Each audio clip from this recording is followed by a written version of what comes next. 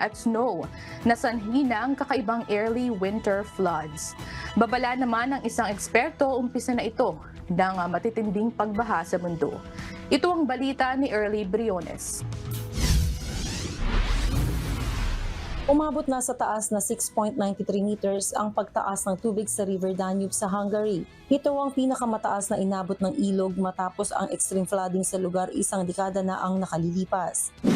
Noong May 2013, umabot sa 8.31 meters ang taas ng Danube River nang magkaroon ng matinding pag-ulan at pagbaha sa Central Europe.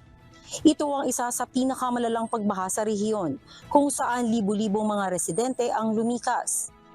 Hindi naman nag-iwan ng malaking pinsala ang pagbaha sa Danube ngayong taon sa Budapest, Hungary. Subalit ibinabala ng mga eksperto na maaaring mas maging madalas ang pagbaha dahil sa climate change. Ayon kay Anna Keys, isang climate researcher, ang winter precipitation ay patuloy na lumalaki at sa pagtaas ng temperatura ng mundo, mas kakaunti na ang snowfall at mas madali rin itong matutunaw.